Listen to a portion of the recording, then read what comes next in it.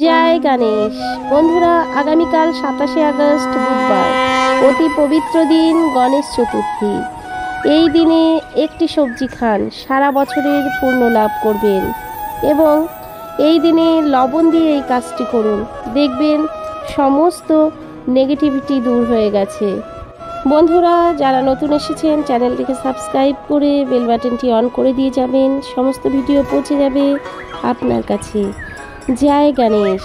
গণেশ চতুর্থী বা বিনায়ক তিথি হল ভগবান গণেশের জন্মতিথি। ভাদ্র মাসে শুক্লপক্ষে চতুর্থ তিথিতে এই গণেশ চতুর্থী পালন করা হয়। গণেশকে বলা হয় বিঘ্নহর্তা ও সিদ্ধিদাতা। গণেশ চতুর্থীর দিন গণেশ পুজো করলে সমস্ত রকম বিঘ্ন থেকে মুক্তি পাওয়া যায় এবং সিদ্ধি বুদ্ধিতে ভরিয়ে দেন জয় গণেশ। আর এই গণেশ চতুর্থীর দিন একটি সবজি অবশ্যই খাবেন এবং এই কাজগুলো অবশ্যই করবেন, তাতে আপনার জীবনের সব সময় মঙ্গল হবে। সিদ্ধিদাতা গণেশ ভগবানের কৃপায় আপনার সংসার ভরে উঠবে, ব্যবসা বাণিজ্যের আয় বৃদ্ধি হবে। ঋগ্বেদ, যজুর্বেদ ও অথর্ববেদে গণেশের বর্ণনা করা রয়েছে। যে কোনো শুভ অনুষ্ঠানে বা যে কোনো পুজো যজ্ঞাদি করার আগে গণেশের পুজো করতে হয়। সিদ্ধিদাতা গণেশকে পুজো করে তুষ্ট না করলে কোনো পুজোই কিন্তু করা যায় না। ভগবান শিব ও মাতা পার্বতীর পুত্র গণেশ সমস্ত সিদ্ধিদাতা এবং সমৃদ্ধিদাতা। কথিত আছে এই গণেশ চতুর্থীর দিন ভগবান গণেশ মর্তে আসেন এবং সিদ্ধি ও বুদ্ধি দান করেন, সাথে সমৃদ্ধি ভরিয়ে দেন তার ভক্তদের। ভগবান গণেশ একসময় মহর্ষি বেদব্যাসের মহাভারত লেখার কাজে সাহায্য করেছিলেন। গণেশের পুজো করলে সিদ্ধি লাভ হয়, অর্থ লাভ হয়, বুদ্ধি লাভ হয়। গণেশ চতুর্থীর দিন মা লক্ষ্মীর সাথে গণেশের পুজো করলে সংসারে শ্রীবৃদ্ধি ঘটে, অর্থ লাভ হয়। মহারাষ্ট্রে আড়ম্বরের সাথে এই গণেশ চতুর্থীর দিন পালিত করা হয়। মহারাষ্ট্র এবং তার আশেপাশের অঞ্চলগুলো 10 দিন ধরে গণেশের জন্মদিবস পালন করে। গণেশ চতুর্থীতে নিষ্ঠা সহকারে পুজো করা, ভোগ নিবেদন করা, উপোস থেকে সারাদিন পুজো করা, প্রসাদ বিতরণ করা। জ্যোতিষশাস্ত্র মতে গ্রহদোষ, বাস্তুদোষের প্রতিকার এবং দান করার জন্য গণেশ চতুর্দশীর দিনটি খুবই পবিত্র দিন হিসেবে বর্ণনা করা হয়। গণেশ চতুর্দশীর দিন এই খাবারটি অবশ্যই খাবেন। এই একটি মাত্র সবজি খাবেন, আপনি পুজো করুন বা না করুন, উপবাস না করলেও এই সবজিটি একবার হলেও খাবেন এবং বাড়ির এই স্থানে ফেলে দিন 1 মুঠো লবণ, সেটা কাউকে না জানিয়ে। যদি এই কাজটি করতে পারেন, আপনাদের বাড়ি কোনো বাস্তুদোষ থাকলে সেটা সম্পূর্ণভাবে নির্মূল হয়ে যাবে। বন্ধুরা, আজ আমরা জানব স্বয়ং কৃষ্ণের বলা গণেশ চতুর্দশীর দিন আমরা কোন কোন কাজগুলি করব এবং কোন কোন কাজগুলি করব না।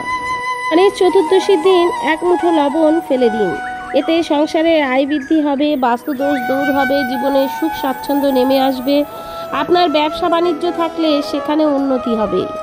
এছাড়াও আমরা জেনে নেব গণেশ চতুর্থীর দিন শক্তিশালী কার্যকরী 4টা উপায় বা টোটকা, যেইগুলো করলে আপনার জীবনে যদি সংকট বা সমস্যা থেকে থাকে তা থেকে মুক্তি পাবেন।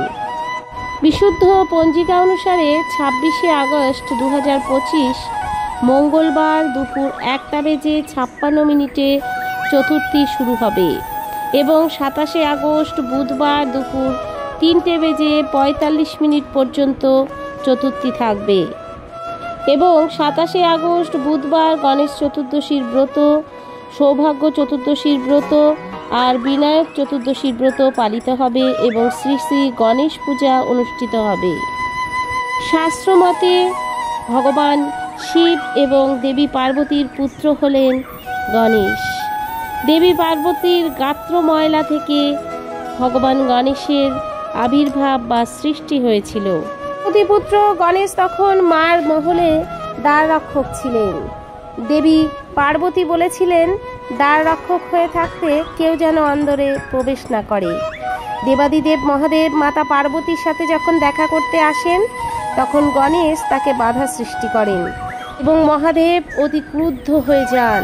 ক্রুদ্ধ হয়ে গণেশকে চিনতে না পেরেই মহাদেবের সেই ক্রুদ্ধ রোষে গণেশের শিরচ্ছেদ হয়ে যায়।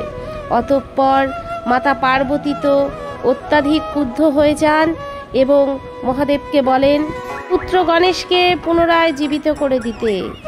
তখন দেবাদিদেব মহাদেব উত্তর প্রান্তে শুয়ে থাকা এক হস্তির শির নিয়ে এসে গণেশকে জীবিত করেন।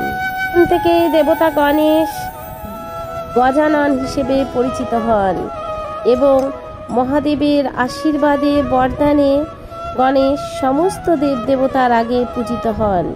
গণেশের পুজো না করলে কোনো দেবদেবতাই সন্তুষ্ট হন না।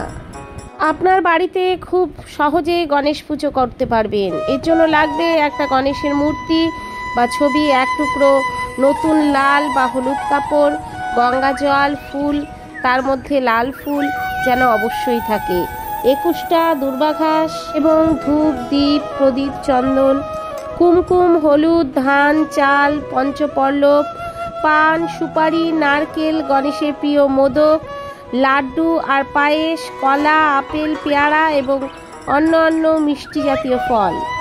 গণেশ চতুর্থীর দিন সকাল সকাল ঘুম থেকে উঠুন এবং পুজোর ঘর পরিষ্কার করুন এবং পুজোর ঘর পরিষ্কার করে পুজোর সামগ্রী সংগ্রহ করবেন এবং পূর্ব দিকে একটি আসন বা ঠাকুরের জায়গা করবেন, যেখানে নতুন লাল কাপড় পেতে দেবেন এবং গণেশের ছবি বা মূর্তি সেখানে বসাবেন এবং সব কিছু জোগাড় করে নিয়ে মনে মনে সংকল্প করবেন। পর গণেশকে ধূপ, দীপ, ফুল, চন্দন, কুমকুম এই সব অর্পণ করবেন। তারপর ধূপ দীপ জ্বালিয়ে গণেশের আরতি করবেন এবং আরতি করার সময় ওং গণেশায় নমঃ বলে বারবার জপ করবেন। শুধু নিয়ম করলেই হবে না, তার সাথে ভগবানের নাম স্মরণ করতে হবে, ভক্তি ভরে ভগবানকে ডাকতে হবে। বন্ধুরা, এবারে বলবো সেই টোটকাটি, যেটা করতে গেলে আপনার প্রয়োজন রান্নাঘরের 1 মুঠ লবণ। লবণকে আমাদের সনাতন শাস্ত্রে শুদ্ধিকরণ এবং নেগেটিভ শক্তির প্রতিষেধক হিসেবে ধরা হয় এবং এর সাথে লাগবে একটি ধূপকাঠি এবং একটি প্রদীপ। গণেশ চতুর্থীর দিন সকাল সকাল সূর্যোদয়ের পরে কিংবা বিকেলে সূর্যোদয়ের আগেও এই কাজটি করতে পারেন। একটি পাত্রে লবণ নিন আর শুদ্ধিকরণের জন্য টোটকাটি করবেন তাকে বসিয়ে বা দাঁড় করিয়ে রাখুন এবং যিনি টোটকাটি করবেন তিনি হাতের মুঠোতে 1 মুঠো লবণ নিন, সাথে ধূপকাঠি ও প্রদীপ জ্বালিয়ে রাখবেন গণেশের সামনে এবং সে হাতের মুঠোতে লবণটি নিয়ে যার ওপরে টোটকাটি করবেন তার মাথায় ঘড়ির বিপরীত কাঁটায় 7 বার ঘোরাবেন। এবার ঘোরানোর সময় মন্ত্র জপ করুন, ওং গাং গণপতায় নমঃ সর্বদা সর্ববিঘ্ন নাশায়। যতবার ঘোরাবেন ততবার এই মন্ত্রটি বলবেন, অর্থাৎ 7 বার মন্ত্রটি জপ করবেন এবং শেষমেশ এই লবণটিকে নিয়ে জ্বলন্ত আগুনের মধ্যে ফেলে দেবেন। গ্যাসের আগুন, ধূপতির আগুন কিংবা খড়ির আগুন, কয়লা কাঠের আগুনেও ফেলতে পারবেন। ফেলার সময় মনে মনে স্মরণ করবেন সমস্ত নেগেটিভ শক্তি অর্থাৎ নেতিবাচক শক্তি এই আগুনে পুড়ে নষ্ট হয়ে যাচ্ছে। এবং লবণটি ফেলে দেওয়ার পরে মনে মনে গণেশদেবকে প্রণাম করুন, বলুন, হে সিদ্ধিদাতা, আমার পরিবারের থেকে সমস্ত রকম খারাপ দৃষ্টি কুনজর আপনি বিনাশ করুন। ওং গণেশায় নমঃ এই বলে 3 বার গণেশদেবকে প্রণাম করবেন এবং এই মন্ত্রটি বলবেন এবং যিনি এই টোটকাটি করেছেন তিনি অবশ্যই ভালো করে হাত ধুয়ে নেবেন। এই কাজটি করলে হিংসা, নজর লাগা, অশান্তি এবং মনে একটা ভয়, দোষ, খারাপ স্বপ্ন এই সমস্ত রকম নেতিবাচক শক্তি দূর হয়ে যাবে এবং গৃহে হারানো সুখ শান্তি ফিরে আসে। বন্ধুরা, এবারে আলোচনা করব গণেশ চতুর্থীর দিন কোন সবজিটি খেতে হয়। এই সবজিটি একটু হলেও খাবেন, এটি হলো ঝিঙা। বন্ধুরা, গণেশ চতুর্থীর দিন ঝিঙে সবজি নিরামিষভাবে রান্না করবেন এবং ভোগের পাত্রে রান্না করে মা লক্ষ্মী গণেশকে এই ঝিঙের সবজি ভোগে নিবেদন করবেন এবং সেই ঝিঙের সবজি প্রসাদ রূপে অন্যকে দান করবেন এবং নিজে খাবেন। এই দিন ভগবানকে ভোগ নিবেদন করে এই ঝিঙে সবজি যদি খেতে পারেন তাহলে আপনার অর্থ সারা বছর আসবে। বন্ধুরা, গণেশের পুজো বাড়িতে করলে সেই বাড়িতে সব সময় সব দেবদেবীর আশীর্বাদ থাকে, কারণ গণেশ যেখানে আগে পূজিত হন সেখানে সমস্ত দেবদেবী পূজিত হন। এবং এই গণেশের পুজো যে বাড়িতে যারা করেন তাদের কখনো অন্ন, বস্ত্র এবং অর্থাভাব হয় না। স্বয়ং দেবাদিদেব মহাদেবের প্রিয় পুত্র হলো গণেশ।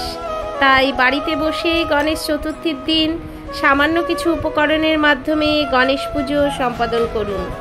দেবাদিদেব মহাদেব যেমন অল্পতেই সন্তুষ্ট, তেমন গণেশও অল্প পুজো, ফুল অর্চনা, লাড্ডু প্রসাদে গণেশ সন্তুষ্ট হয়। শ্রী শ্রী গণেশ পুজোয় যে জিনিসটি সর্বাধিক জরুরি সেটা হলো দুর্ব। অবশ্যই গণেশ পুজোয় দুর্ব অর্পণ করবেন এবং একটি সুপুরি নেবেন। সেই সুপুরিটি লাল কাপড় দিয়ে বেঁধে গণেশের সামনে সারা বছর রেখে দেবেন। তো 21টি দুর্বা ঘাস আপনারা গণেশ ঠাকুরকে অর্পণ করবেন, অর্থাৎ নিবেদন করবেন। যিনি গণেশ পুজো করবেন তিনি অবশ্যই করে লাল বস্ত্র পরিধান করবেন এবং যেখানে যে আসনে গণেশকে বসানো হবে অবশ্যই লাল কাপড় পেতে সেখানে বসানো হবে এবং লাল ফুল গণেশকে অর্পণ করা হবে। তাই গণেশ চতুর্থীতে অবশ্যই গণেশের বন্দনা করুন, জপ তপ করুন, ভক্তি মনে গণেশের পুজো করুন। অবশ্যই সিদ্ধিদাতা গণেশ দুহাত ভরে আমাদের সিদ্ধি অর্থ দান করবেন। বন্ধুরা, আজকের ভিডিওটি যদি ভালো লেগে থাকে অবশ্যই কমেন্টে ভক্তি ভরে লিখে যাবেন জয় গণেশ, জয় গণেশ। ভিডিওটি আজকে এখানেই শেষ করছি। সবাই ভালো থাকবেন।